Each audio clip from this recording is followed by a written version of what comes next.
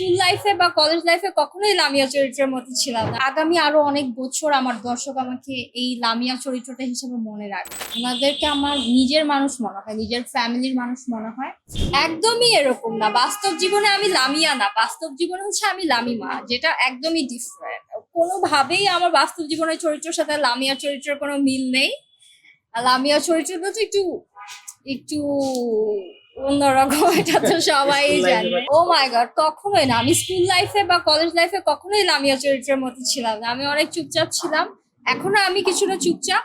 আহ যদিও এখন অনেকের সাথে কথা বলতে বলতে মিশতে মিশতে একটু কথা বলা শুরু করেছি, বাট আগে তো আমি অনেক চুপচাপ ছিলাম। আর মানুষ যখন আমাকে বলতো যে তোমাকে তো স্ক্রিনে অন্যরকম দেখি, সরাসরি তো তুমি অনেক চুপচাপ। আমার মনে হয় আমি যে একটা সিরিয়াল করেছি ব্যাচেলার বয়, এটা আমি 2020 সাল থেকে এখন পর্যন্ত করে আসছি। 6 বছর ধরে রানিং আমি অ্যাক্টিং করেছি ব্যাচেলার পয়েন্টে। আমার মনে হয় আগামী আরো অনেক বছর আমার দর্শক আমাকে এই লামিয়া চরিত্রটা হিসেবে মনে রাখবে, যে এই মেয়েটা তো, যে অথবা হয়তো বা 10 বছর পর আমি কাজ নাও করতে পারি, বাট যখন মানুষ আমার ছবি দেখবে অথবা ভিডিও বা কিছু একটা দেখবে, তখন হয়তো ও বলবে যে ও তো ব্যাচেলার পয়েন্টের লামিয়া। এন্ড আমি এটা বিশ্বাস করি যে মানুষ আমাকে এই নামেই ডাকবে, বিকজ আমি আমি অনেক ড্রামা করেছি, অনেক চরিত্র করেছি, অনেক চরিত্র ডিফারেন্ট ডিফারেন্ট নাম হয়েছে, কিন্তু মানুষ কিন্তু আমাকে ব্যাচেলার পয়েন্টে লামিয়া হিসেবেই চিনে। অনেক ভালো লাগে, দুর্দান্ত লাগে। তার মধ্যে দেশের ভিতরে তো একটা জনপ্রিয়তা আছেই, দেশের বাহিরেও যে এত জনপ্রিয়তা আছে এটা জানতাম না। আমি আর পলাশ ভাই একটা ইভেন্ট করতে গিয়েছিলাম একবার নিউ ইয়র্কে।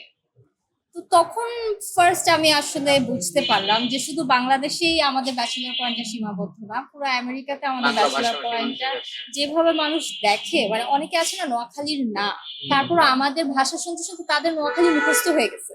তো নিউ ইয়র্কে থেকে নোয়াখালী না হয়ে নোয়াখালীর ভাষায় আমাদের সাথে কথা বলাটা কিন্তু, মানে কোন লেভেলের ফ্যান হলে মানুষ এরকম করে। আমার বাড়িটা বজরা বাজারের কাছে, খুব বেশি একটা দূরে না, কিন্তু এক্স্যাক্টলি কথাটা বলা যাবে না। কাজের এক্সপিরিয়েন্স হচ্ছে best experience of my life. আসলে আমি শুরু থেকেই ওনাদের সাথেই কাজ করে এসেছি। আমরা সেটা একসঙ্গে বড় হয়েছি, এটা আমি বলতে পারি, বিকজ আমরা 4-5 বছর ধরে একসঙ্গে একটা সিরিয়াল বা অনেকগুলো একসাথে কাজ করেছি। তো আমরা আমরা লিটারালি একসাথে বড় হয়েছি সেটে। ওনাদেরকে আমার নিজের মানুষ মনে হয়, নিজের ফ্যামিলির মানুষ মনে হয়। এন্ড হ্যাঁ, অনেকদিন কাজ হচ্ছে না, ইভেন ব্যাচেলার পয়েন্টেও একটা বিরতিতে আছি। একটা লং সিরিয়াল, অনেক ধরনের ক্যারেক্টার আসবে যাবে, বাট আমার মনে হয় আমাদের যে পেয়ারটা ছিল শিমুল অ্যান্ড লামিয়া, এটা মানুষের অনেক অনেক বছর পর্যন্ত মনে থাকবে। আমি তো একদমই চুপচাপ, আমি তো ইন্ট্রোভার্ট টাইপের একটা মানুষ ছিলাম, এখন একটু আস্তে আস্তে এক্সট্রোভার্ট হচ্ছি।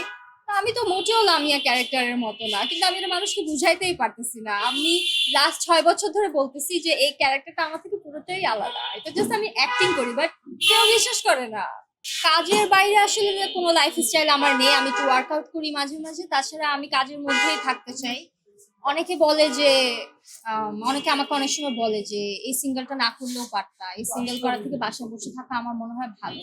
কিন্তু আমার মনে হয় একজন শিল্পীর বাসায় বসে থাকা কোনোভাবেই ভালো না। একজন শিল্পীর সবসময় কাজ করা উচিত, শুটিং করা উচিত, সবসময় কাজের মধ্যে থাকা উচিত। এন্ড আমি চেষ্টা করি সবসময় কাজের মধ্যে থাকার, আমি ভালোবাসি আমার কাজকে।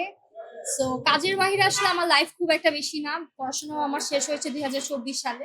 সো এখন আমি কাজ করছি, ওয়ার্কআউট করছি, দ্যাটস ইট।